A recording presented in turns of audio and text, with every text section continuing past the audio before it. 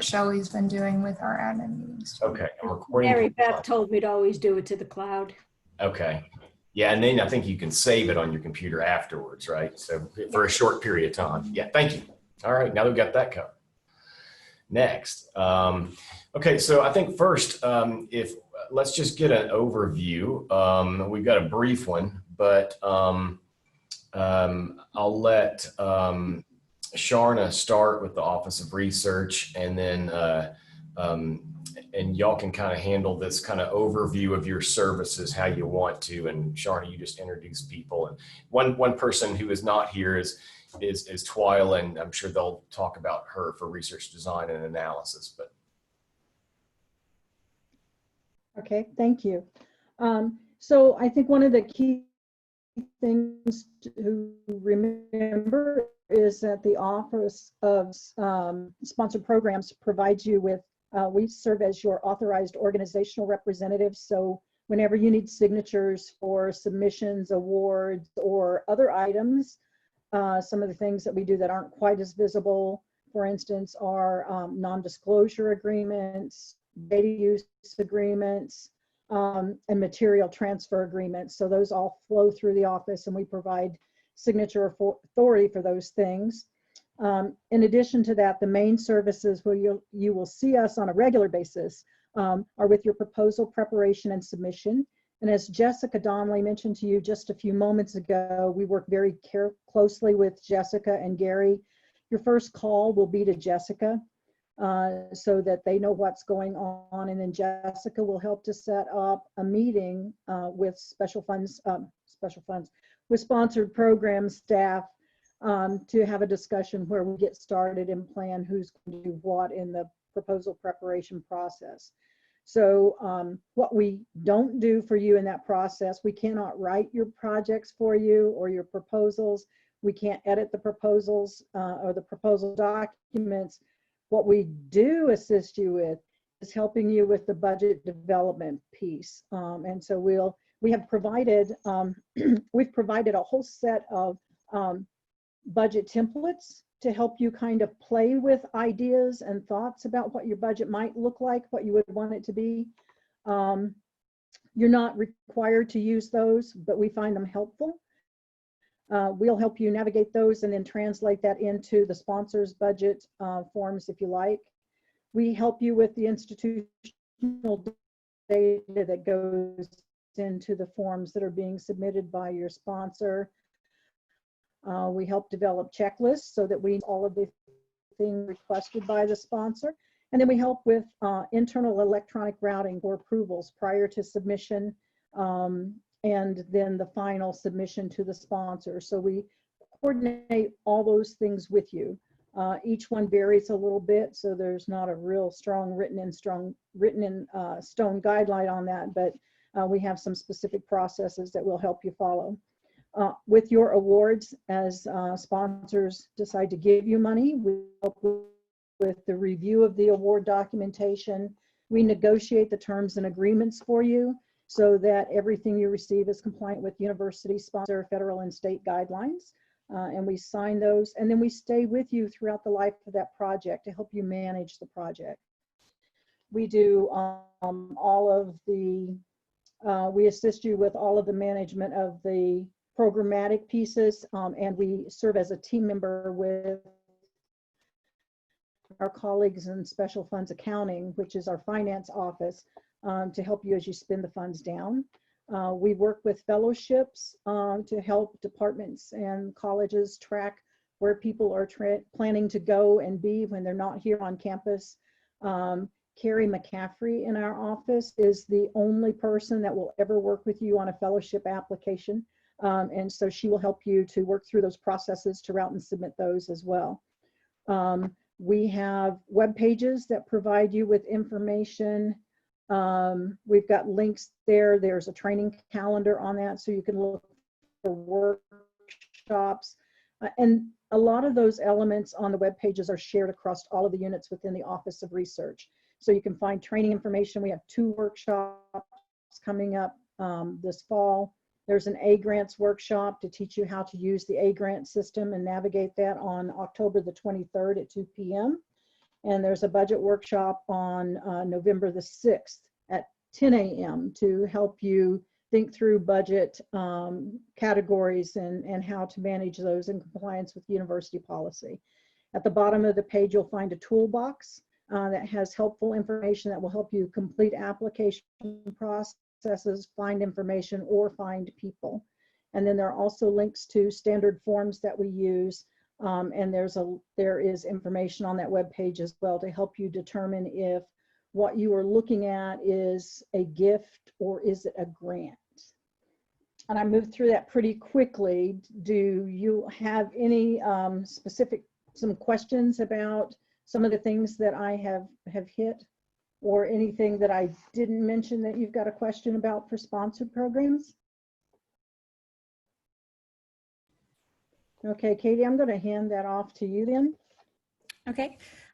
So Grants, Resources, and Services is one of the sister units in the Office of Research to sponsored programs and research protections and research design and analysis. And so we do several things, and we're always a good starting point for you if you're not sure where to get going in terms of seeking funding or writing grants or any of that sort of thing. So we have services to help you find funding opportunities.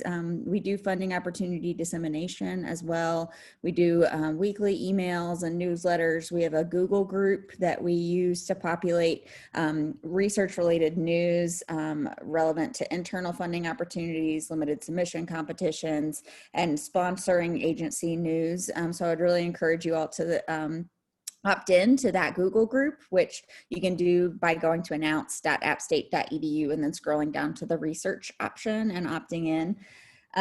We also offer workshops and training, grantsmanship training. We have grant writing workshops, finding funding workshops. We can train you to use the databases that the university subscribes to that have grant opportunities in them. And we have other workshops as well, developing your research agenda and that sort of thing. So if you have any questions about workshops, we also offer workshops on our internal grant funding mechanisms. And so those are actually currently recorded as webinars. So you can watch them on our YouTube channel. And I can drop that link in the chat in a minute when I'm finished. We also can help you refine your idea. We're happy to talk you through, talk with you about your research interests and what kind of ideas you have, and maybe help you kind of pare them down to being a fundable idea versus just an interesting researchable idea.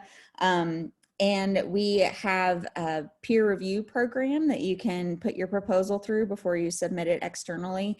You do need to give us a little bit of lead time for that so that we can solicit reviewers for you, but you can submit any proposal that you have going externally, internally first for some peer feedback from other faculty members on campus. Our office will provide you with editorial services for your proposal as well, if that's of interest to you.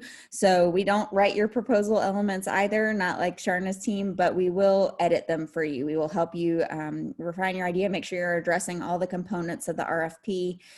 We do ask that you give us a couple of weeks lead time before your deadline to give you feedback before that, but we will. We're not scientists, we are well-educated generalists, and so we can help you make sure that your broader impact statements and other relevant parts are digestible by the general population.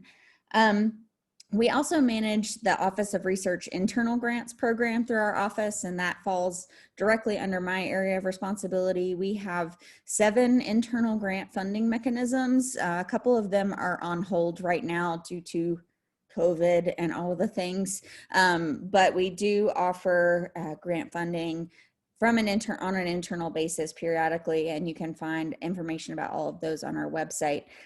Possibly most popular right now is the University Research Council grants, and those happen twice a year, every fall and every spring. There's a deadline coming up on October the 20th, and our deadlines for internal grants in the Office of Research are always noon. So I don't know if you need to make a big post-it or a self reminder, but our deadlines are always at noon, always the middle of the day for our funding opportunities. And so our upcoming URC deadline is October 20th at noon. And those grants offer up to $5,000 for any sort of research related funding need. They're reviewed by the University Research Council, but I handle the administration of those. So if you have any questions about that process, let me know. We also have a recorded video of me walking you through the application process, if that is of interest to you, as a workshop right now on our YouTube channel.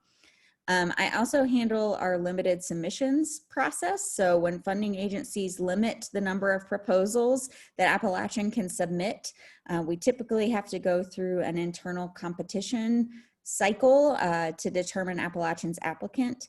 Not always, but for the more popular ones, we typically do. And so we announce those competitions through our Google group. So it's really important that if you're interested in any of those, that you follow our Google group so you can get information about them.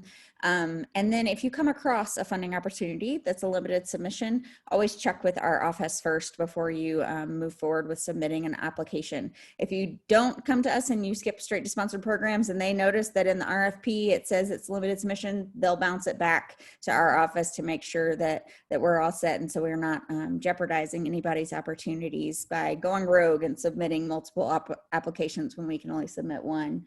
But really, we're just here to support you in sort of all the ways for seeking funding outside of the actual submission and budget development and accounting process. So if you have any questions about getting engaged with research, we would love to talk to you. Our office also does promotion of research and creative activities. So we have social media that we like to share stories about with. We work with university communications a lot to make sure we're communicating about your research and that sort of thing. And I think that pretty much covers the big stuff for our office. And we liaise closely with sponsored programs and research protections and research design and analysis, depending on your project. And if it seems like a lot of information, we're going to go back through this a little bit more in detail and talk about the processes and how we can work together to help you. So this is just kind of a first overview. And Sharna, you want to tell them just a little bit about research design and analysis on behalf? Sure, I will. Research design and analysis is one of the youngest units within the Office of Research, but we're real excited to offer that service. Twyla Wingrove, who is a faculty member in the psychology department, is the director for that unit.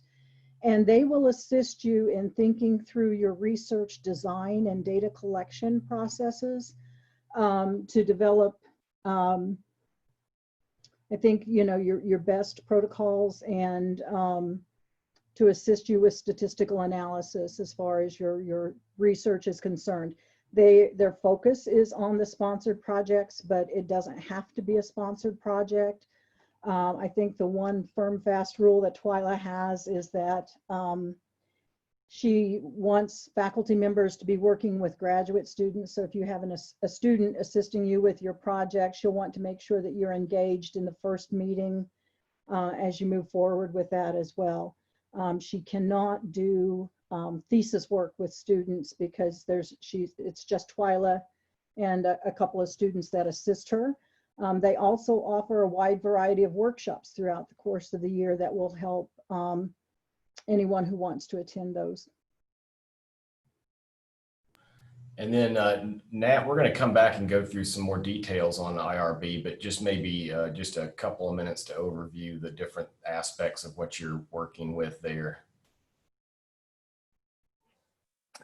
So I manage, among other things, the IRB. As I said, a lot of stuff isn't actually reviewed by the IRB. But I noticed that somebody was talking about healthcare and finance. For example, that is a kind of a lot of that kind of research is frequently not managed actually by the IRB because it often doesn't involve, as you might know, identifiers that would involve human subjects and stuff like that.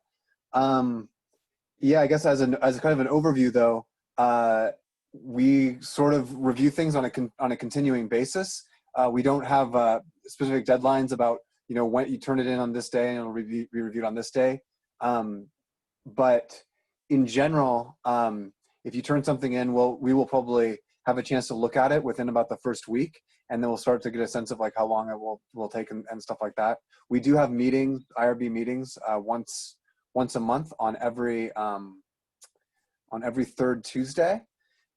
Usually, depending on when you're hoping to get approval, if you think it's going to be a full IRB study, which and I apologize, I'm trying to figure out exactly what is the most important information to cover in 2 minutes. For most full board IRB studies take about, I'd say, 6 weeks to 9 weeks to get approval, but exempt applications could get easily approved within 2 weeks, occasionally within a couple days. And the IRB meets, it's all year long, right? We do meet all year long, or that is our intention. Sometimes we meet when there's something to review. Occasionally there's not actually something to review, and then we won't meet, but we typically— And I say that just because there was a nasty rumor going around that the IRB didn't review things in the summer, and I've heard our faculty say that, and I wanted to squash that because I knew it wasn't true. Yeah, I mean, at least to be honest, I heard that too. There used to be something on the website that actually said they meet as needed in the summer. The fact is, we always meet as needed, even in the summer. That's probably what it should say. But we have changed that anyway. So no, you're right. That is not true. We do meet in the summer. If we do get a vacation, somebody needs to tell me about it.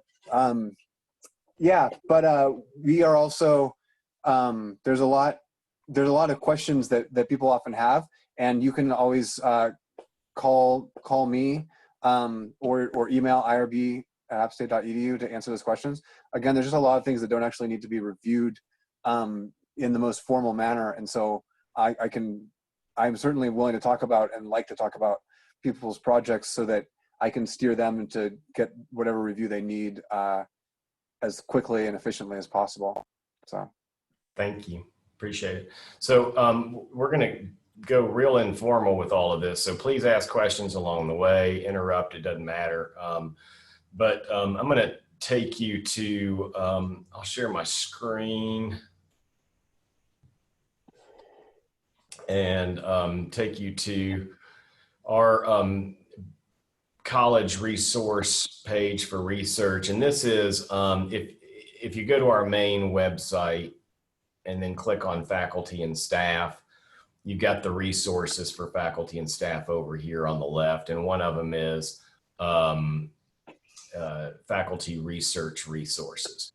And so if you do that, then we've got descriptions on the processes that Jessica and I have worked with, Sharna and Karen and Katie and all their teams in that to kind of develop processes to make things efficient.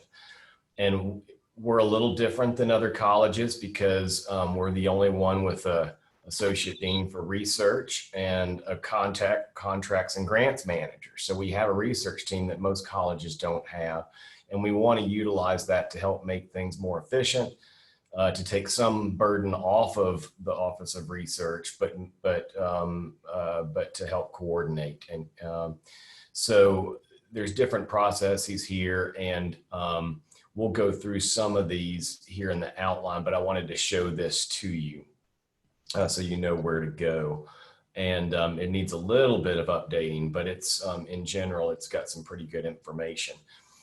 That being said, most of it's on your outline that what we're going to focus on going through. And one of the first things that I wanted to mention is training and workshops. And I've gone back and forth with how much training and stuff to provide for faculty in the past. Like, for example, this cohort you guys here right now, you're pretty well seasoned. We've got a lot more associate professor level people that have come in this year, and even assistant professors with a heck of a lot of great experience. We have had in the past people coming in as first year faculty with next to nothing in experience. And nothing's wrong with that. I did that myself when I was an assistant professor. I started my first job with Nothing. Although I did start with a federal grant worth several $100,000, but I didn't even have a publication at the time. So, but a lot of it changes from year to year what the needs are is what I'm saying. So, but I also Jessica and I will have a focus group probably late this semester. And we try to do that at least once a year, if not twice, to kind of talk about suggestions for improving training, what you're getting, what you're not getting, same stuff that Grant Resource and Services does.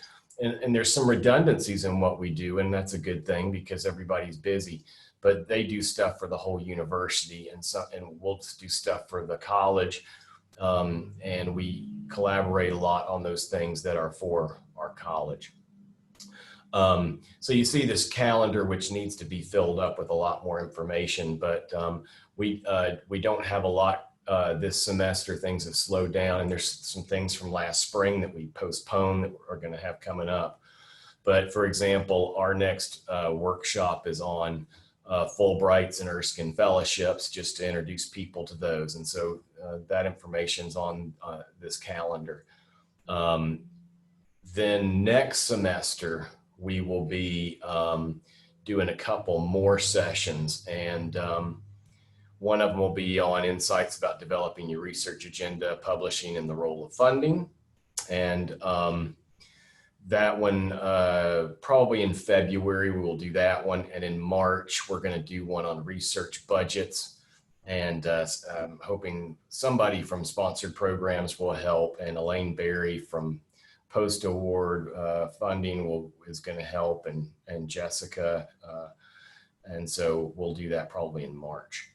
And then are there some, I'm going to stop sharing my screen for a minute. Katie, do you want to highlight anything coming up over the next little bit that you'd like them to be particularly aware of? Sure. So I will, I think I'm going to share my screen too and show you where you can find the information about Office of Research events.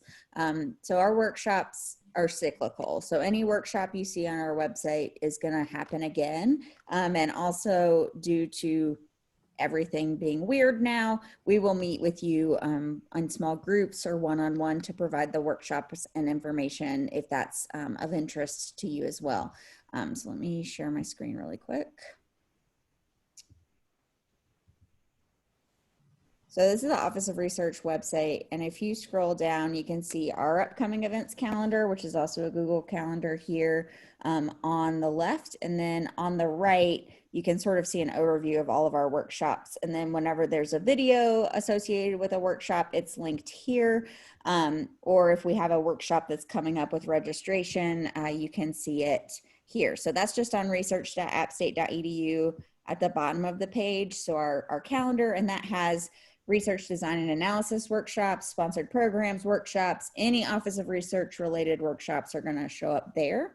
And then you can see overviews of all of our workshops. So if you want to request a specific workshop for your group, maybe your department wants to have its own InfoEd spin training workshop, we will happily schedule one and come to you virtually and do a workshop for you. Or we can share with you recordings of videos that we have. So yeah, we have ongoing workshops happening throughout the year. Okay, thank you. So yeah, all their stuff is available for everybody in the university. They've got a lot more workshops and things going on, but it's good to keep up. You'll get multiple reminders. Usually when I see something or Jessica sees something that they're doing that we really want people to pay attention to, we'll re-email it out through our group serve to faculty. So you know about it. Okay, so moving on to the next thing, pre-review options for publications and grants. So this is support to you if you want it. Some people choose to accept it, some people don't. Everybody's at a different level and a different comfort zone. And some people have better mentorship than others. I mean, for most of my career, I would want to send things to people to read to support me. And some people have that benefit, some people don't. So we have a few options here. So for publications and for grants, if anytime you want a review of anything, you can contact, if you just email or Jessica and me or call one of us. We will review bits, pieces, whatever you want of something. We're not very particular. So if it's, you want some look at specific aims on something, if you want somebody to review a manuscript before you submit it for publication, even if it's just to have somebody proofread for grammar. I'm pretty good at grammar. I don't know. I think it's because I had a crush on my 5th grade teacher in grammar. I'm not sure, but I do real well with that compared to most things. So I'm happy to do that kind of thing. So just keep that in mind. And even if it's part of a publication, if it's something that you feel like you want us to read and get some insight on, we're glad to do it. Also, if it's something that you want other people to read, you don't know who to have do that, or we feel like it needs to be read by somebody else, we'll reach out to some other people with your permission and help get some reviews from people throughout the university. We've done that before, contacted somebody from Arts and Sciences or something, or even reached out externally to somebody else outside of the university. So that's just an anytime, anything, nothing formal. You just email us and we'll do it.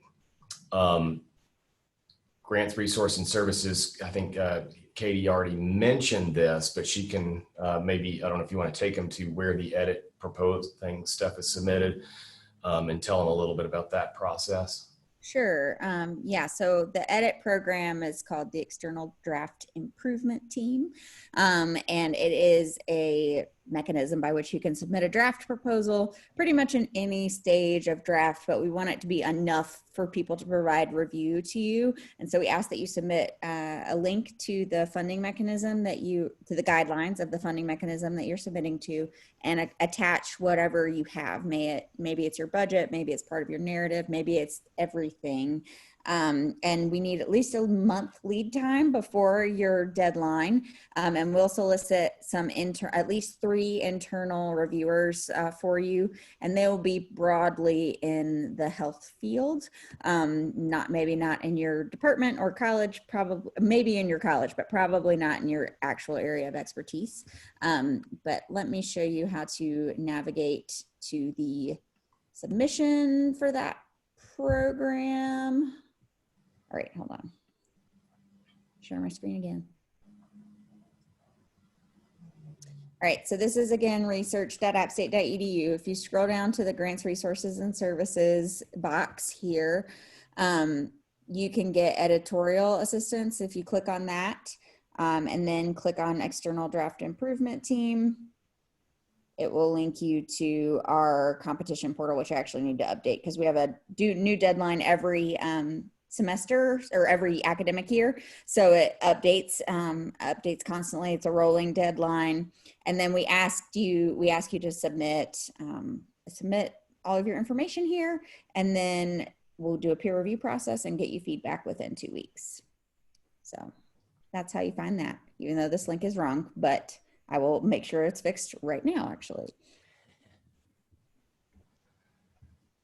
And then Karen and I will also review your proposals as well. And we're happy to do that for internal grants also, if that's of interest to you, although I know Gary and Jessica will do that too. Yeah, I think mainly the internal ones we tend to get people sending to us are the URC ones. And, I recommend that highly, just because too many times, we know what the URC will accept for budgets and spending and what they won't. So Jessica's good at finding those things real quickly and identifying them.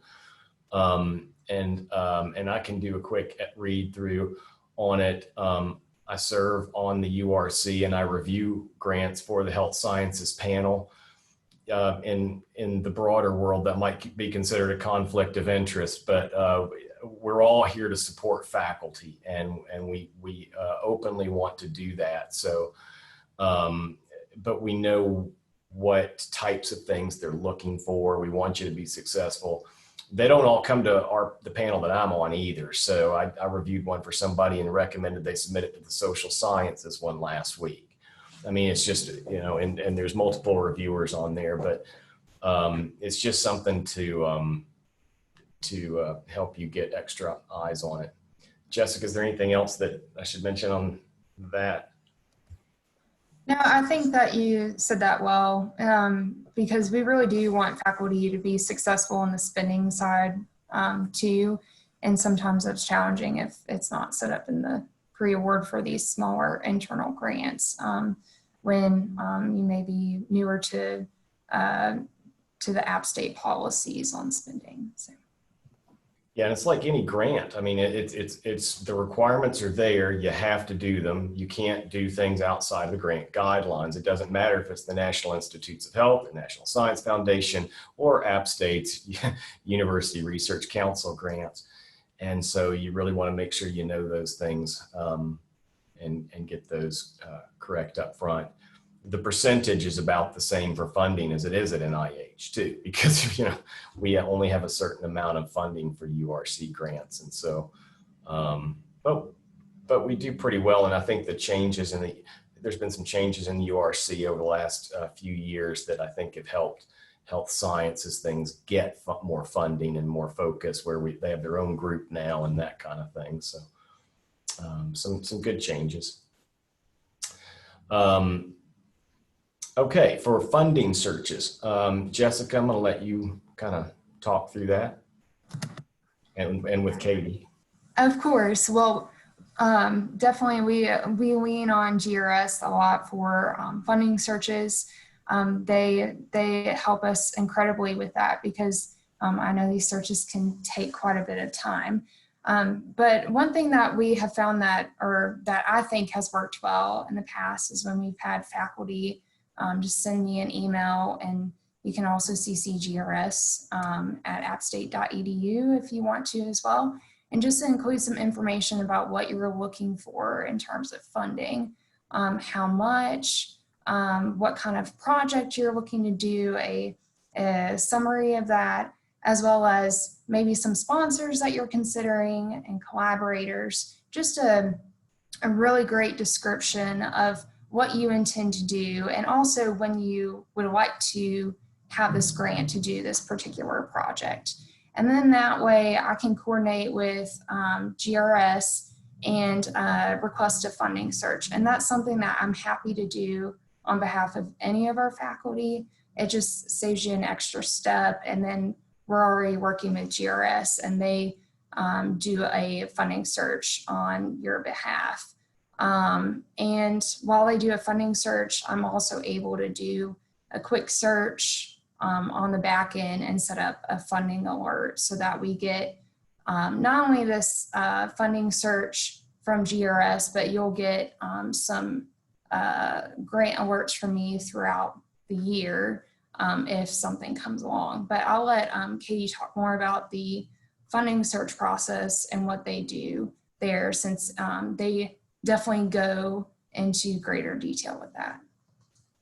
Yeah, so funding searches in our office are actually handled by Sid Zester, and she is a relatively new hire in our department, but she, along with our graduate student, handle most of the searches. And so what they do is they will go into the databases that the university subscribes to and use the keywords that Jessica has provided us by way of you, and delve into those. And we also do a wider search as well. We do Google searches. We pretty much scrape the bottom of the barrel to find out what's available for you.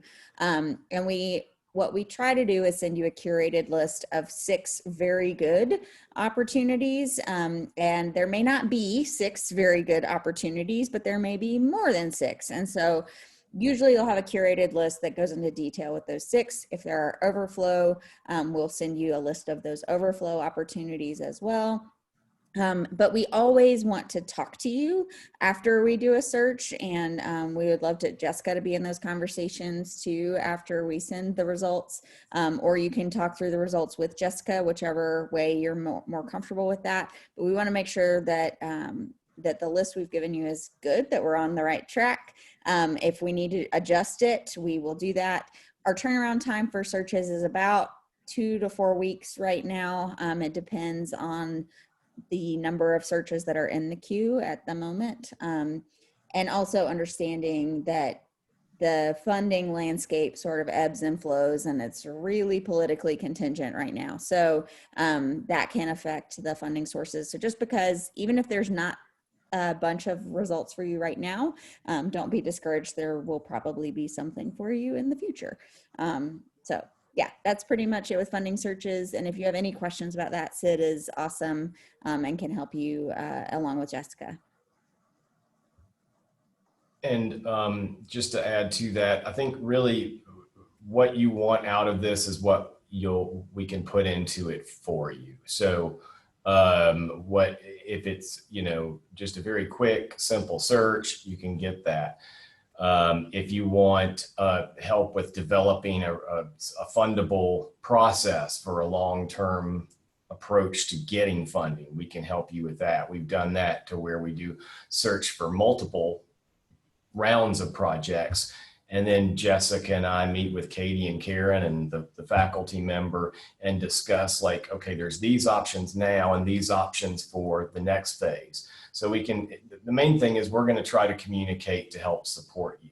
And it's up to us to do that communication. A lot of the things that we try to do in our office is to take the burden off of you as the faculty member to find everybody and do everything. We can help do that for you, schedule meetings and get connected with them. And then if we're looking at something big, we all want to meet together and put our brains together and figure out the best way to help you. And then some of it's timing. For example, just this week, we had a faculty member who wanted a quick search on some stuff. And Jessica can jump on that quickly and do that rather than 2 to 4 weeks, but it's not going to be as comprehensive. So then she forwards it on also to Katie's group up there in GRS, to Sid, and gets that search done on a more comprehensive level. And so it's really, what do you want out of it? So, and we can help with that. Any questions? Okay. Okay, internal funding mechanisms. Katie, do you want to, I don't know how you want to do this, if you want to walk them through where the site is for those things, share your screen again and show them where to look for these? Sure. Hold on. Let me try to get to an easy starting point so you don't have to follow along from somewhere complicated. Let's see. All right. So this is the Grants, Resources, and Services homepage. The GRS website is linked in the notes document. But if you go to the Find Funding tab up here at the top, and then you apply for internal grants, there's a list of our internal grant funding mechanisms, due dates, descriptions of them, and links to the application portals if they're open. At the top, we have our COVID-19 ones that are on hiatus. The Research Development Travel Grant funds you to go and visit program officers. And so that's currently on hold. Faculty reassigned time is actually not on hold anymore. I just sent out the announcement right before this meeting. Actually, I think Sid may have done it while we were in this meeting. And that announcement goes directly to chairs. So if you're interested, ask your department chair about it. They should have received the email this afternoon with the link to apply. So the faculty reassigned time, let me scroll down to where it is. The Faculty Reassigned Time program is a buyout program to buy out one of your courses so that you can spend that time that you would typically spend teaching, developing an external grant proposal. And it is not currently suspended until further notice, but that just changed like 15 minutes ago. So that happens twice a year as well, typically. We did not have a competition this fall for release time in the spring, but we will have a competition in the spring for release time the following fall. So competitions happen a semester ahead of time, and the deadlines are always the Friday before classes start of that semester. So for example, the competition for release time for fall of 2021, the deadline is noon on January 15th of 2021. So right before the spring semester. And then release time for for spring of 2022, the competition will happen in August of 2021. So those competitions happen twice a year, typically, funding pending. I don't know if I mentioned, I have been in like 800 meetings today, and I've talked about these grants in several of these meetings. And so I apologize if I'm repeating myself. Summer Stipend for Writing a Grant is a program. We actually have a deadline coming up very super soon in like 5 days for that. And that is a program that gives you a stipend of $3,500 to write a grant during the summer instead of teaching a course. You can teach one course, I believe, in the summer and still apply, but you can't teach both summer sessions. And that funding, that deadline is always in October. And so this year it's October 14th for the following summer for release time in summer 2021. That's when that deadline is right now. We also have an annual competition for the Scholarship of Diversity, Equity, and Inclusion grants. And so this deals with any kind of funding related to the broad ranging topic of diversity, equity, and inclusion. So if your research focuses on marginalized populations or impacts marginalized populations or includes marginalized populations or can improve the outcomes for those populations, you are eligible to apply for these grants as well. They're up to $2,500, and I believe we award 6 a year. SWAG grant, summer stipends for writing a grant, we usually do 6. I think next year we're doing 9 because we have additional funding from the NSF Advance Award that we just received at Appalachian. And so that's funding a few summer stipends for people who are in that advance program. We also typically have a Board of Trustees International Research Travel Grant. That's currently pending. We're waiting to hear back from Academic Affairs if they want to go forward with that or not. But if you have international research collaborators or need to travel abroad to work with colleagues or collect data, that's what that funding is for. And that funding is always the first Thursday in February every year at noon. All of our deadlines are at noon. And then the URC Council grants are linked here, and that will take you to the page and the application information for that. So right now our deadline is noon on October 20th, and it's always the third Tuesday in October every year. And then, so anybody in the university can apply for any of these grants that I'm talking to you about right now. So anyone, doesn't matter what department or college you're in. So you'll be competing against everybody in the institution for these. I think, yeah, research development travel grants usually happen, and they're on a rolling basis when they are happening, but travel for university purposes is currently suspended. So if you are able to request travel funds for the URC grants right now as well, but you have to have a contingency plan in place in case travel remains restricted whenever your project is actually happening. There are some other center and institute related grants to the RIEEE, the Research Institute for Environment, Energy, and Economics, which is kind of the sister institute for the Institute of Health and Human Services. Those are the 2 research institutes on campus.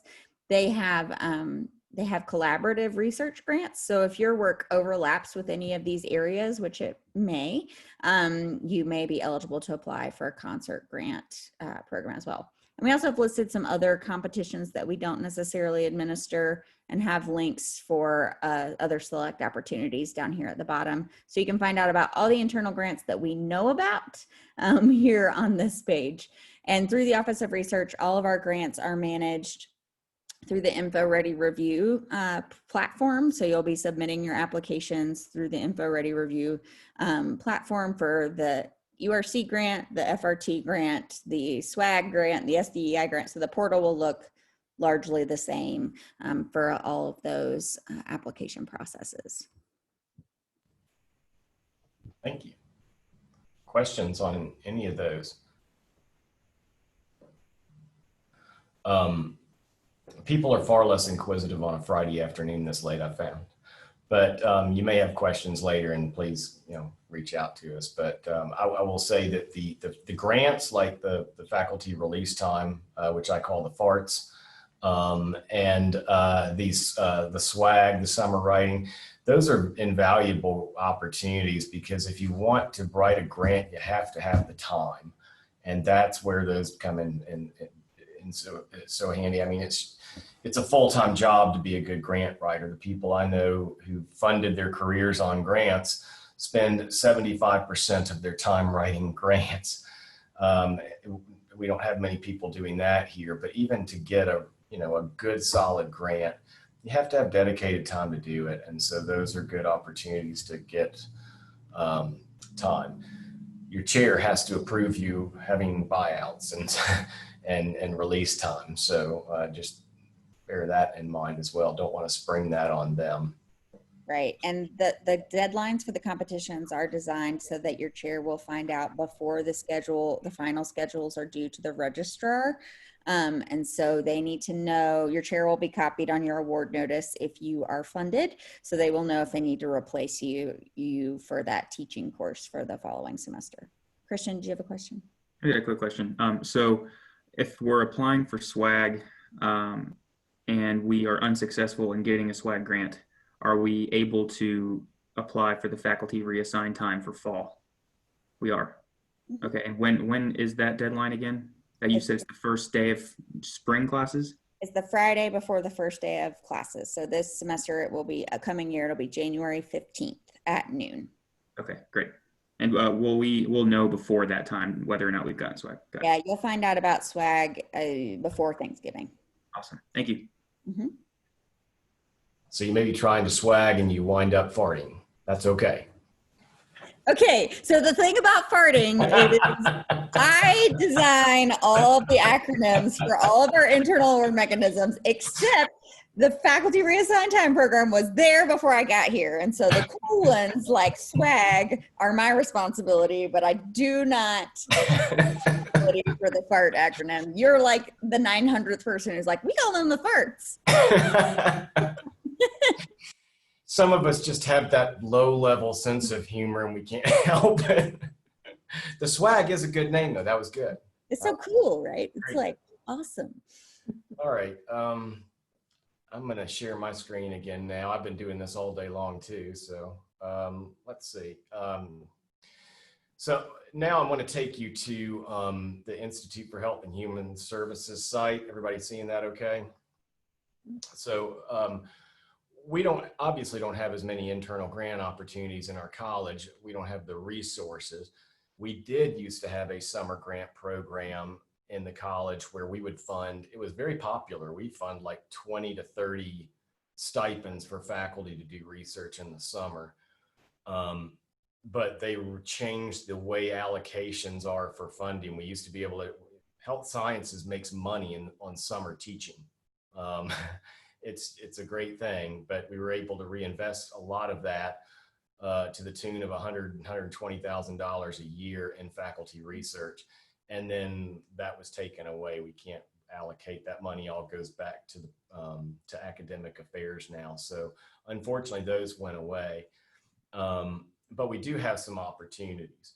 So one of the things we've done is we have faculty research affiliations, and this is ihhs.appstate.edu and research.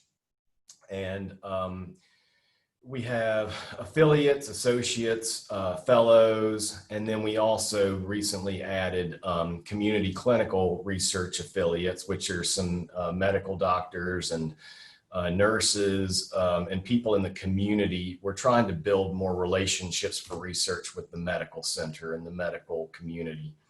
But for the rest of these, though, on the research affiliations, to become a research affiliate, all you have to do is submit a grant through the Institute for Health and Human Services. And basically what that means is when you go into grants and you're preparing your grant, usually people submit it through their department as the governing body for that grant, the managing body. Our college made a change a couple years ago that it really doesn't matter if you're submitting a grant through your college or through the institute or whoever you're submitting it through. When we hired our grants and contracts manager, Jessica, we decided all grants would be managed by her. So she does the spending and all that stuff for all of them. So it really doesn't matter from that standpoint what your administrative route is for grants. But what we want to do in the Institute is get people submitting grants through the Institute, getting them funded, and getting a larger research profile for the Institute at these national organizations, to where we get a reputation for people knowing that we support research, we have good research, we publish when we do research, and it will long-term be very, very beneficial, I think, to the Institute and to the faculty who are submitting through it. That's down the road. But to be a research affiliate, all you have to do is submit one grant through the Institute. It doesn't have to get funded and you're an affiliate. If you submit a grant and get funded at any level, you become a research associate. And if you get $500,000 or more in funding through the Institute, then you become a research fellow. Now, what that basically means is that you can,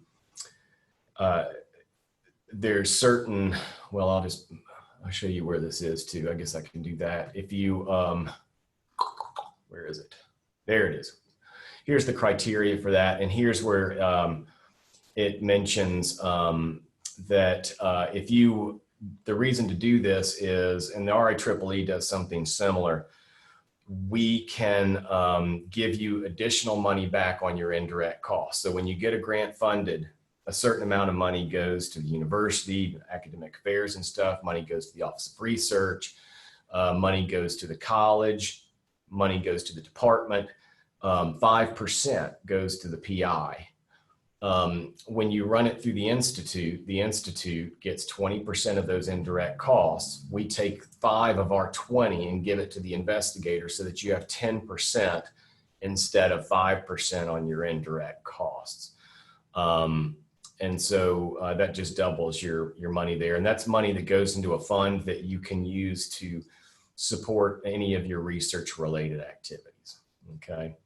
The other thing that our research affiliates get is when there's a need for small amounts of money, say you have a grant and you need additional money to do something and don't have it, or if you need to do pilot data for a submission and you need a few $1,000 or $1,000, typically 1 to 3 is what we funded.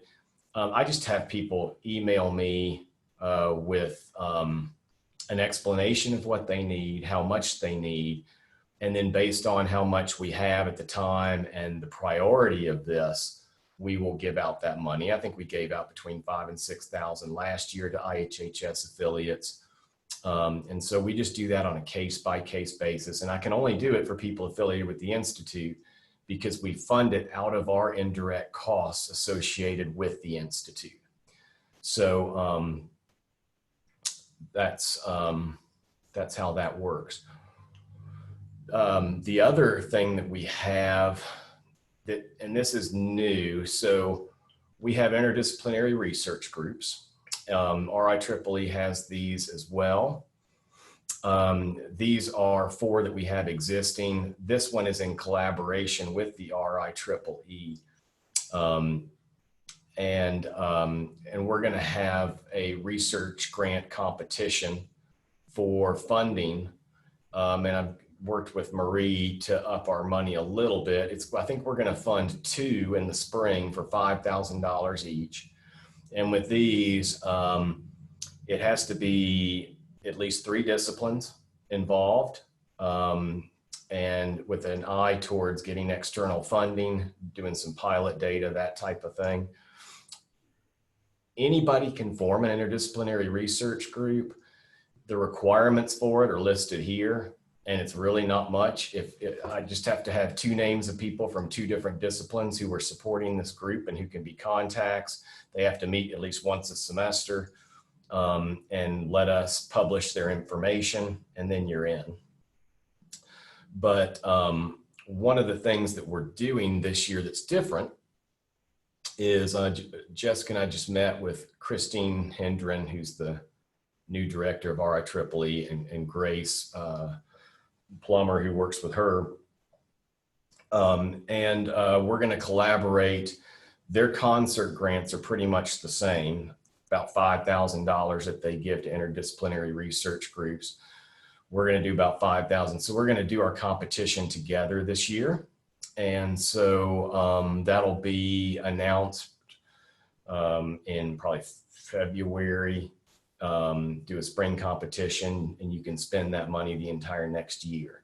So it'll be the same application process. We're going to share reviewers for that. But two of the grants that will be funded will be for health related research. And again, if you're already working with people in other disciplines for your research, which I find more and more our faculty are, it's pretty easy to call it an interdisciplinary research group and invite other people to join. And so it's just another opportunity to collaborate, build that collaboration, and get some internal funding. Then the only other avenue we have, as I said, most of the money I have access to help faculties through the Institute, but I am in the office of the dean as well. And then the other grant program that I've used a number of times is the DAP, the Desperation Advocacy Program. And with the Desperation Advocacy Program, if you have no resources for funds, and I really feel like you need it, we'll go to Marie and we'll talk, and I'll advocate for you, and we'll see what we can work out. The college has an indirect fund for research as well.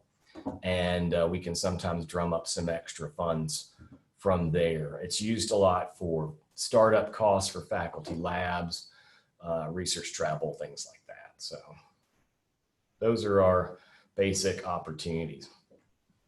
Questions? Okay. I also have those same things, the RIEEE and IHHS, under our next section of the program, mentorship and community. It's a good idea to get involved in these, and RIEEE has some that they both cross over. None of it's tied to a college. RIEEE is actually managed out of the Office of Research. It reports directly to ECHE. IHHS is managed out of our college, but they're very interdisciplinary, and they support those IHHS faculty. You just saw a number of them are from other colleges. Some people are on both of them. We've got some faculty in geography who are on RIEEE, and they're also IHHS affiliated faculty. We've got one faculty member who is from NC State, faculty on NC State, a faculty on RIEEE, and faculty affiliate of IHHS. Our goal is to get people together who need to be together to be successful. And all of us in our college and the Office of Research, RIEEE, we want people to be successful. And grant money is a way to support that research, to give you the time, give you the resources needed. But even if you're not doing grants, these organizations will put you together with people just to do projects, unfunded projects that create publications, create student opportunities. And so I encourage you to look at all of those, go to both those websites, look at the groups, think about forming your own, anything like that. So, okay, so external grants. Let's move on to there. And Jessica, do you want to kind of talk through the process on how you work with sponsored programs, and then they can kind of add in what they want to add in on that? Well, I can definitely say that this has been a process that has been definitely fleshed out with sponsored programs, and we've worked through it, and it seems like this has been working, especially for some of the larger projects. So I will just walk us through that. So if you're interested in applying for a grant, just feel free to contact me, and I'll identify the appropriate sponsor program assignment for your submission. And then after that, I usually schedule a meeting with you and your collaborators and the sponsor programs representative, and we create a plan for your submission. And this plan is really important. I think there's a lot of things that we highlight in this meeting, like a timeline. So when do you want to target your submission? When do you want to actually submit it? As well as who needs to be completing which application materials, because there's some things that I or the faculty member are not able to do, but we really lean on sponsor programs to help us with. We also talk about checklists that may be requested by you or that might be helpful as we go through the process, as well as reviews of materials that you would like as we go throughout the submission. We also talk about best ways to coordinate and communicate, because sometimes people have preferences for how they want to receive materials, and it sets everyone up for success knowing especially how the faculty member wants the submission to be organized and how they are used to facilitating their submission or how they would prefer to do that. And then also, I would say overall, this plan that we talked through on this during the submission meeting, it's your plan. It's what you want to designate or what you want to do and how you want other people to assist you to be successful in your submission. But we do lean on sponsored programs a lot for their assistance, because they're the only people on campus that can submit to a lot of external sponsors. And they also help in routing proposals and just making sure that we're following appropriate guidelines and policies. And I'll let Sharna take it from here because she can talk a whole lot more about that. Okay. One of the things that we do, I'll just reiterate how important that plan is for communication processes between you, the PIs, and Jessica and the sponsored programs team. It's really good. Sponsors and sponsor deadlines these days are all over the place. And not only has submissions largely migrated to electronic portals and sites, they're all different. So I can remember years ago when we complained about grants.gov being introduced as the sole site through which you would submit electronic applications to federal agencies. And the legislation that gave that to us has been gone now for about 4 or 5 years. And we're seeing not only do you have foundations proliferating a wide variety of electronic sites, but so are the federal agencies. So it helps us to navigate. As I said before, there are 5 grants managers in sponsored programs who are assisting you with submitting those materials. And we're a centralized office, so we help everybody from all across campus. So setting those dates by which we want to accomplish things and knowing who specifically is going to take responsibility for which piece of that is exceptionally helpful for all of us. In terms of the electronic system that we're currently using now to collect signatures in-house as you get on-campus approvals, by virtue of the size of our campus and just because we're all such great people, we do a lot of interdisciplinary work. And so when we route proposals, if there are 3 co-PIs from 2 different schools and 3 different departments, all of them have to review that project before it leaves campus. And so the electronic system that we use is called A-Grants, and A-Grants allows us to send those materials out for electronic signatures internally. We can send them to multiple places all at the same time, and that helps to expedite that process.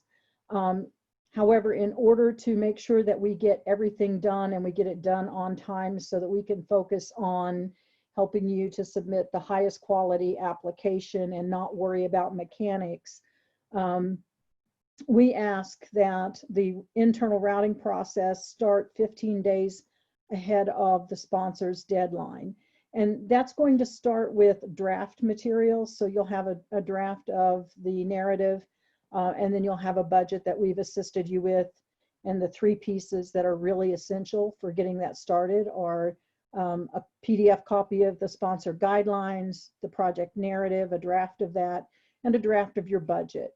And if you've got, you know, if you have if you have a budget narrative, I know I was talking to some faculty a couple of weeks ago in a different unit who said, you know, I don't think about a line item budget. I write my budget narrative and then I build backwards from that. So as long as we've got budget data, so we can tell this is what you're planning on doing largely, and here's what you think it's going to cost, we can start routing with that. And Jessica and my staff will help you to put that all together. And then we are looking towards implementing a process, which is a little bit new for everybody. We'll ease into it, where we have final documents ready 1 day in advance of the sponsor deadline, so that one of the issues that we have and occasionally have problems with is if you submit to an electronic system and there's a glitch, we don't get, you know, if we're on the day that it's due, we don't always get the chance to address a glitch and fix it. So in order to assure that we have the best possibility as we move forward, or we've got time to fix a glitch if a glitch should occur, we would like to submit the day before the sponsor deadline if we're submitting in an electronic system. And most of the things are going to be running that way. What else can I tell you? The budget templates that I told you that we offer as a planning tool, we update those as needed when we get new information on campus.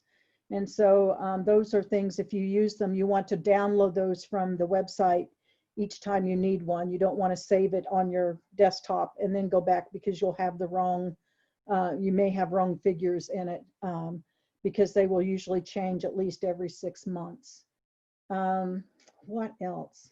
The systems, the electronic systems that the sponsor use, my folks are in and out of those on a regular basis. And so Jessica and the sponsored research team are very well versed with things like Assist or grants.gov, and we can assist with those as well. I think another kind of futuristic looking note is that we are preparing to look at what comes after grants for internal routing. And in doing that, we're looking to identify a system that will provide you with greater services than you have already as well. So one of the things that we're looking at is a system that will provide us with what we call system to system application opportunities. So it won't matter which, for instance, which federal agency you're working to, the application process will be the same for everybody, for all federal sponsors. And the system will actually help us build our budgets and push things right on out the door to expedite those approved successful proposals. Sponsored programs is going to help make sure that we're aligning with and identifying what kinds of certifications and assurances that you might need. So if you're going to be doing a project on someone else's property, making sure that we've collected letters that go at least into the file. And sometimes the things that we ask you to provide become university file copies, where we've just got assurances that it's okay for you to go someplace and do something. They don't necessarily all go in with your application. And so we'll help you sort through what are those things that are needed and make sure that things that the sponsor doesn't need to see are not combined with the things that the sponsor needs as part of that package, and we'll keep those separate. What else can I tell you? I've hit that. I think I've hit all of those things. I think another important to note is that the grant system and anything that we adopt in the future to replace it is the institutional portal and institutional record maintenance site for the institution for all things that are proposal related and are non-financial. And that is a shared kind of, if you think of it as a file cabinet, it's a shared file cabinet. So Jessica often starts those records for you. And so Jessica has access to that. You as a PI have access to that always, always. It will always include your pre-award data with your post-award data. And so all of the key materials and items that are important for you as you manage that project are there in one neat, tidy place. The system is fluid in that it will enable you, if you intend to reapply to a sponsor that funded you last year or the year before, or we're looking at resubmitting a proposal that came close to the pay line but just barely missed it. Any of those things, we can copy records forward as well, so that, excuse me, so that it eliminates the need for you to key and rekey. Can you think, is there anything that I've missed that you can think of, Jessica?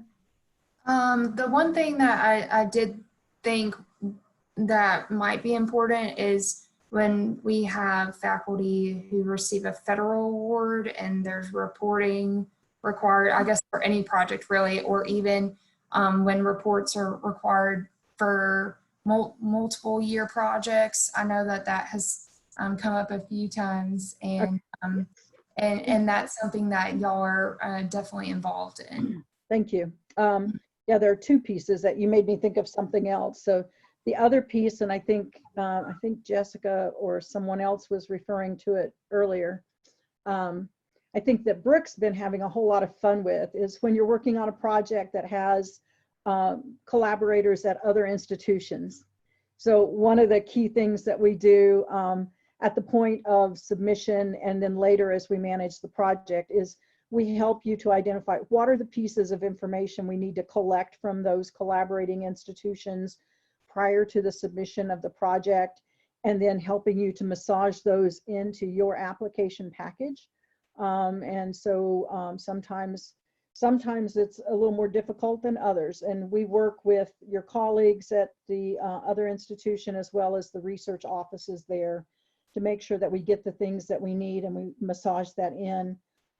In addition to that, once an award is made, if Appalachian State is going to move money from our university to that collaborating institution, the Office of Sponsored Programs also provides the service that drafts the agreement that enables you to move the funds. So we will write the contracts for you. We will send them off to your collaborating institution and negotiate terms and conditions so that everybody's happy. And we'll get the final signatures on those things so that you can all go to work in a timely fashion. We also track, as Jessica was mentioned, we track reporting requirements and other deliverables. So we track and sponsored programs will be in communication with you about submitting programmatic reports. And we work closely with Special Funds Accounting, who will assist you with your financial reporting. One of the nice things is that most of the financial reports can actually be built by reports that come straight out of the Banner finance system.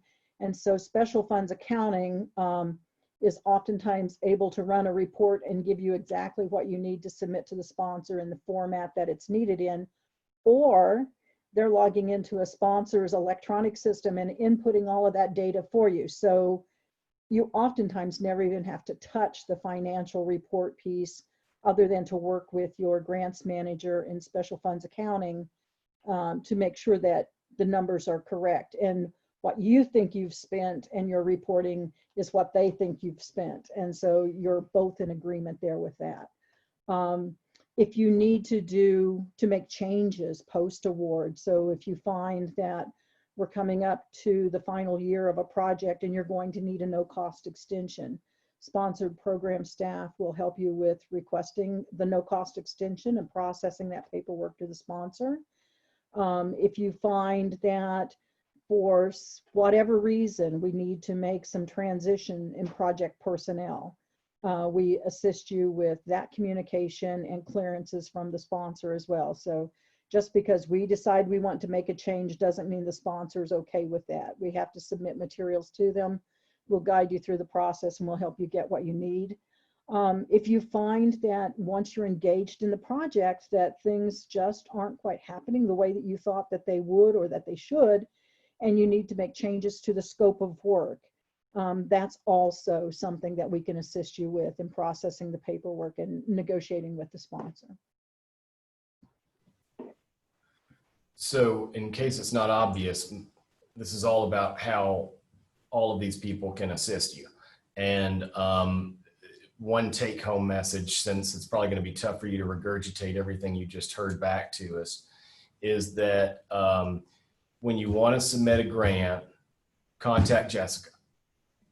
Everything else will happen if you just remember that first step. And that's the first step we want you to take. And there's multiple reasons for that. Just know that that's the first step. And then she's going to set up everything else that needs to be set up, working with sponsored programs, identifying who needs to be there and getting them there. And this is to save you time. Again, it takes time to write a grant. You need to focus on writing the stupid grant. You don't need to focus on all this other stuff. And one other thing that we can provide that I don't think was mentioned that can be helpful is sponsored programs has some of this too, I think, but Jessica and I have a shared folder with grant resources in it for a lot of NIH and other templates that we have the facilities and resources page. We have examples of every type of document that goes into those, whether it's the data monitoring plan, all of those kinds of things, human subject stuff that, you know, you have to have data for regional data for race, gender, things like that, tables. We've got templates for those things that will help save you time as well. And we can share those. We're happy to help update them for your project, those kinds of things. So, okay. All right. Well, let's move on. Is Nat there? There you are. I wanted to ask Nat to take y'all to the Urbis site and maybe just kind of show y'all, talk to you briefly about the IRB process, what the types of reviews are, and anything else. I don't know, does anybody have any reliance agreements that they came in with? I don't, like another university. I did this when I came in. I had a grant at another university and had to create a reliance agreement so that we didn't go through 2 IRBs. Anyway, he can mention that kind of thing too. So. Yeah, I'll share my screen here that maybe we can get started this way. Okay. So this is our, can everybody see this? Did I do it right? I bet you I didn't. Okay. There we go. There we go. Everybody hear me all right? You're good. Okay. So yeah, so this is our website. It needs some name changes. It says Human Subjects Institutional Review Board. Obviously, as I said, we actually do a lot more than that. That's a kind of the IRB is a small part of what we do. As I was saying before, you know, a lot of times you may not actually need to enter this website at all. It behooves you to sort of think first about your project and what you're doing, because researchers are able to make, if they want to, you can make this determination about whether your project is research with human subjects or not. That first question is up to you. If you are not interacting with people, either physically or via Zoom, you may not be doing human subjects research. And if you're getting data sets, large data sets that don't have identifiers, that is not human subjects research.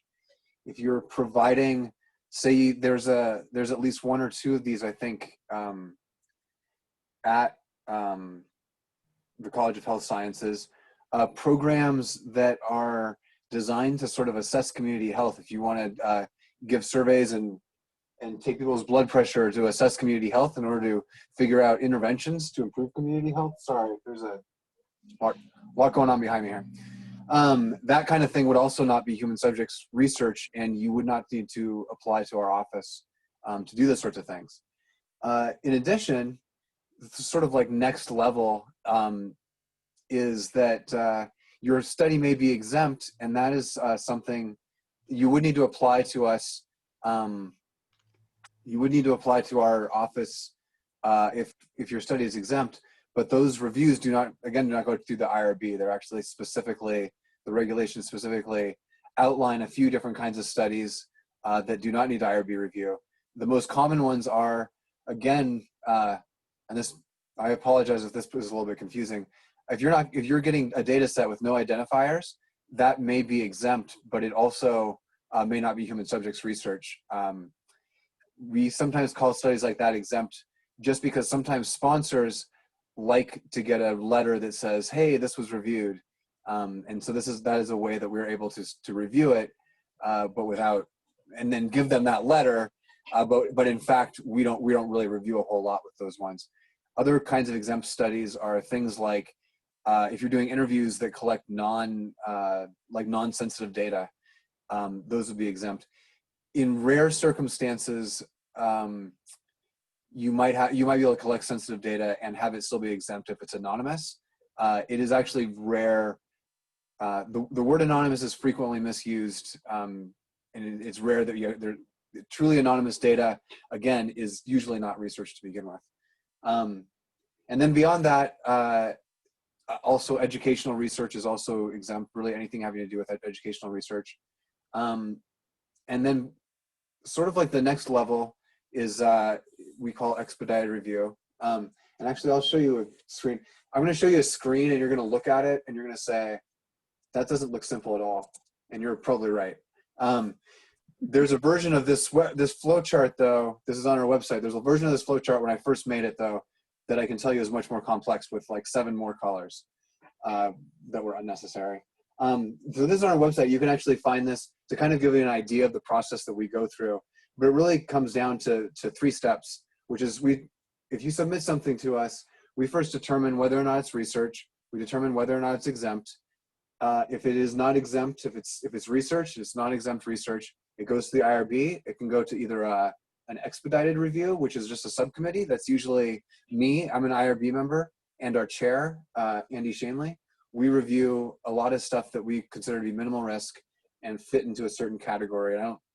I won't go over the categories with you right now. There are 7 of them, but it's really a lot of non-invasive procedures and a few mildly invasive procedures like blood draw. Blood draws are considered to be reviewed by the expedited category. And then the next level of review is full board. That's the actual meetings. We get about, I think last year we probably had about 13 or 14 full board studies. I think on an average year, I doubt that we get more than 20. So in any case, if you decide that the project that you're doing is research, let's see here. Decide the project that you're doing is research. You will come to you can come to our webpage here, soon to be renamed Human Subjects Protection Program. And you can see, this gives you some information about the IRB. There's on here you can find, there it is. We have some consent form templates. These are actually going to be updated fairly soon as well. But we do have these consent form templates that you can use for different kinds of research. There's a biomedical one. There's a socio-behavioral one. We're actually going to have, eventually, it's all going to just be one. There's some parent consent form templates. There is, you can find a list here. These are our meeting dates. You can see actually who's on the IRB. These are the folks who actually are part of the full board who review these studies. We have this page, which has linked just what I was showing you. This has some of our processes on here. And this actually gives you a fairly detailed kind of overview of our process. And it gives you a few tips for like how to submit an application that will help it move through a little bit faster. I should say, if you really are doing something that you think is exempt, that our application will actually screen for that. And if it looks like your study is exempt, you really don't need to upload anything else. We don't need any of the consent forms or recruitment materials if your study is in fact exempt. But going back to our main page here, which is here, on here, you will find a portal where you can log into our online system. Now, I don't know, I don't have access exactly to the page that you're going to see, but I believe it will look something like this. You can click on New Study here, and this is where you'll really start the process. And now I'm going to switch over to something else. I'm actually going to switch over. This is actually some stuff that's on. So UNC, many of the UNC schools use the same system. So I'm actually stealing this from UNC Charlotte's page. But this kind of gives you an idea of sort of what you're going to see. And essentially the way that these forms work is you really just provide information in each section, and then you hit save and continue, and it'll take you on to the next form, and you'll basically go through a bunch of different forms that are like that, and they will sort of guide you through the levels of review. There's actually a section where it will ask you if you're applying for an exemption, and if you do that, it will show you the different areas or the different categories of exemption, and you just need to select and see if you fit into one. If you don't fit into one, you should actually go back and maybe not apply for an exemption. So yeah, and then let's see, what else? You want to talk about a little bit about reliance agreements? So with reliance agreements, reliance agreements are another area in which you might need one and you may not. If, for example, you were coming from another university and you had data from another university and all that data were de-identified, that would not require a reliance agreement, because I don't know how to say this. There's basically, again, like there's no human subjects research going on, and there's no IRB that needs to be relied on in that scenario. Or, for example, if all the data were collected at the other university, all you're getting is the de-identified data. They've already done their IRB review, and since you're not getting that identifiable data and bringing it here, you don't need an additional IRB review here. There are circumstances in which you might get that identifiable data. In that case, if you were doing that, I would contact me. My number's on the website, or you can email me. My email address is on there, and we should discuss it, because there's a couple different ways to do it. Typically, in that scenario, we would probably rely on them. If the data were collected there, we would probably rely on them for you to analyze the data here. Another scenario is that you might want to do some sort of in-person research at another university, maybe where you're working, where you have a researcher at another university. I'm trying to think of a scenario. Let's say you have a research study and has two sites and two sets of researchers, one here, one at UNC Charlotte, and you're doing the same thing at both schools. Again, this is another situation. I would contact me about that, and we will get you the correct paperwork. Chances are, what really happens is that typically our IRB, or more typically me, and the other IRB will talk, and we'll decide who's going to do the review. So, and there's so many different scenarios with reliance that I can't exactly tell you how it will work out every time. One thing I will say is that if your research is exempt, there's no reliance possible, and it's actually much easier to have the two different institutions do their own review, because the exempt reviews are rather simple, and because reliance implies that you're relying on somebody, that somebody or that something is their IRB. Since exempt research is not reviewed by an IRB, there's nobody to rely on. I will admit that some schools, and possibly us at some point, may move towards being able to rely even in exempt research. And, there's a lot more research with our faculty going on with other universities, and I encourage it. That's the way to get more funding, to build those collaborations where you can collect more data across universities. But what we don't want is three different IRBs trying to control a project. They've got to communicate, and somebody's got to be the prime IRB. And so in those situations, Nat can help you walk through that. Yeah, and actually, if it's federally funded, the feds will demand that there's only one IRB. So yeah, that is like how we would like to do it for sure. There is a rare circumstance in which, if you happen to get some sort of funding through the VA will probably insist that they review it, and they won't let us rely on them. So that doesn't happen a lot. But yeah, they're really big on that. So yeah, is there any other questions? Does anybody have any questions or anything you'd like me to answer? I feel like it's, we were talking about getting money and getting paid, and then now we're talking about this IRB stuff, which is not really quite as exciting. And it's like, you're going to get paid until you get this IRB thing done. But we're actually here to help you.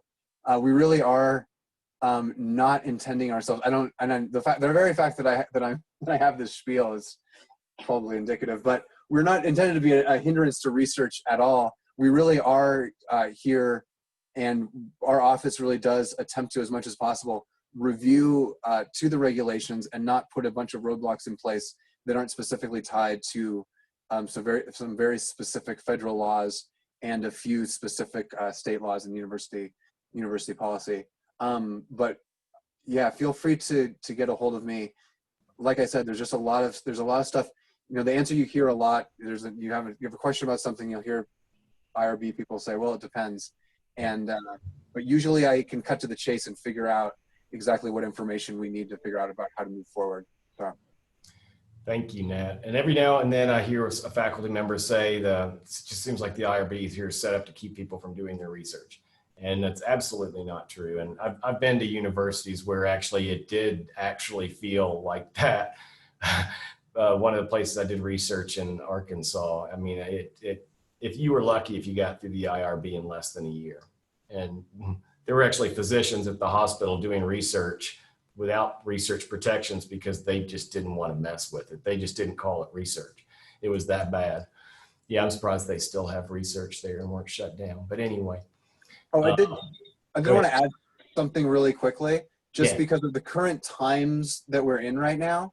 There are opportunities to do in-person research at App State. But because of COVID, there's a separate review process for that. And you can find that on the main website, on the main Office of Research Protections, Office of Research website. There is a link to that process, but it is a parallel process. Risks that are specific to COVID and COVID mitigation all happen in that. We don't review that on the IRB side, except for if you're changing things in order to be able to do research in these times. If there's things that you need to change, we would review those kinds of changes. But in general, things related specifically to COVID go through that process. They really don't go through our process. And if you have questions about that, again, you can contact me about that. And I can help. I'm not really involved in the COVID part of it. But you should know that currently there is, if you're doing in-person research, there's going to be a dual process. And I'm actually for the person to contact for the COVID part of it. So for our college, so I can answer those questions. So thank you very much. The portal for that is through InfoReady Review as well, for getting that for your risk forms and your COVID related forms reviewed. So if you have questions about that administrative process, you can contact me about those as well. Thank you. Any other questions about any of that? Questions about anything? Okay. I am going around meeting with each of you one-on-one. I've met with some of you, but if I haven't gotten to you yet, I will be meeting with you soon. Want to just get to know anything else I can about how to help you. All of these people are here to help you. And that's the main point of this, if nothing else. Just remember, 1, if you're going to submit a grant, contact Jessica first. 2, reach out to any of us for information. We're here to help, and we want to help and make things easier for you. We'll talk more about research development in the spring when we do this thing. I hope you'll come to that. But money is not always a good thing to go for when you're doing research. It's a pain in the rear. Your chances of getting it are low. Then again, it's also the only way to support some research. And so you got to know when you want to go for money and when not to go for money. But obviously research protections is involved in a lot of it, no matter whether there's money or not. So, and we can all kind of help walk you through that. Reach out to me or to Jessica or Sharna or Katie or Nat anytime. Please don't wait for things to just happen, or you're not an island here.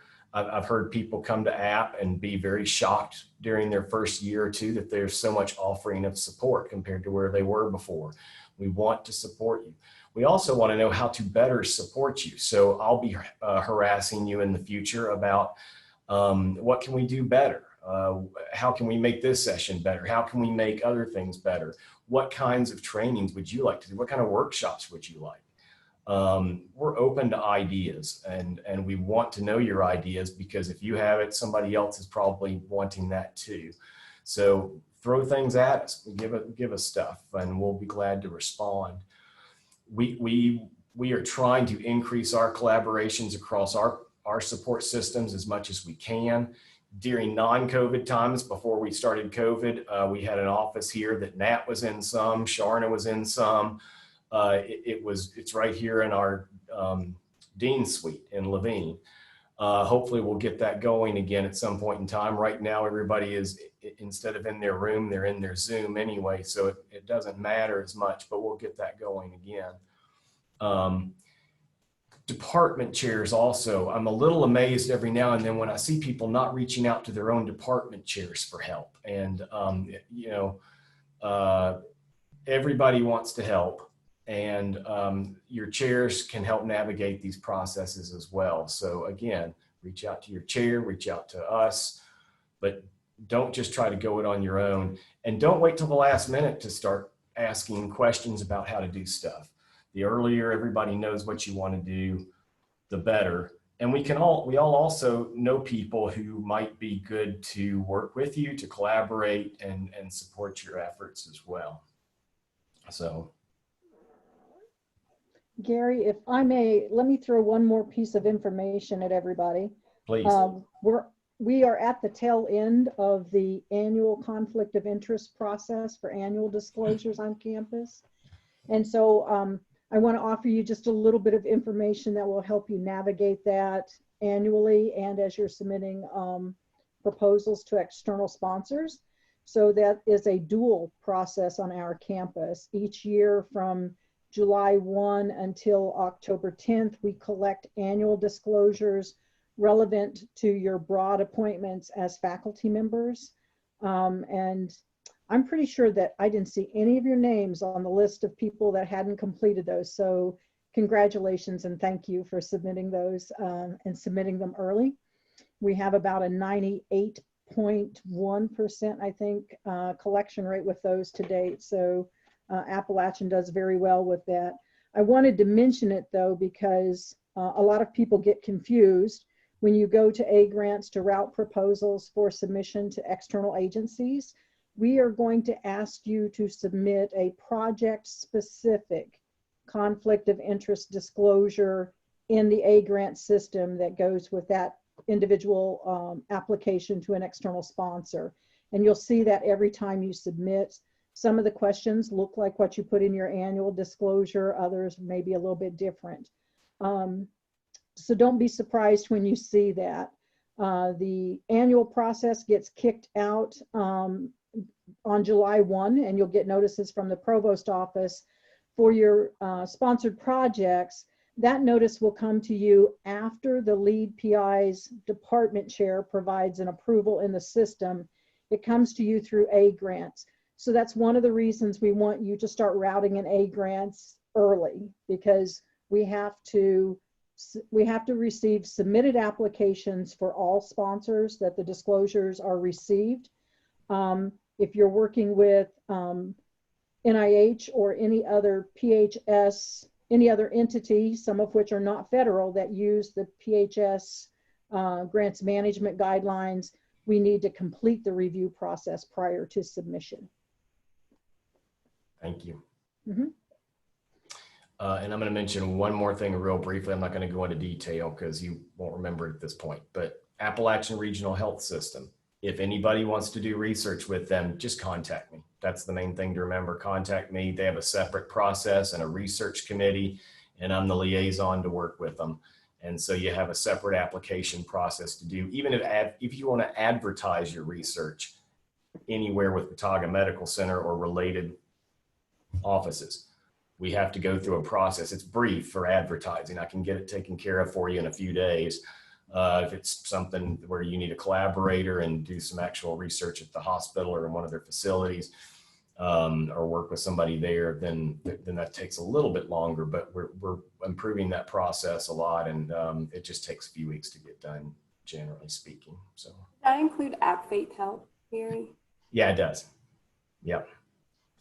And it's really just, it was kind of a nightmare at first when they first started it, and I won't go into the whole details, but it's gotten a lot better. And there's a brief form I can send you, and it's, it goes through certain committees and can be approved. But yes, I guess that does apply to you. So. All right. Well, thank you guys very much. And thanks, Sharna, Nat, Katie, for joining Jessica and me to do this. Appreciate your help. And y'all have a great weekend. Thank you. Thanks, Gary. See ya. Everyone. Bye, everyone.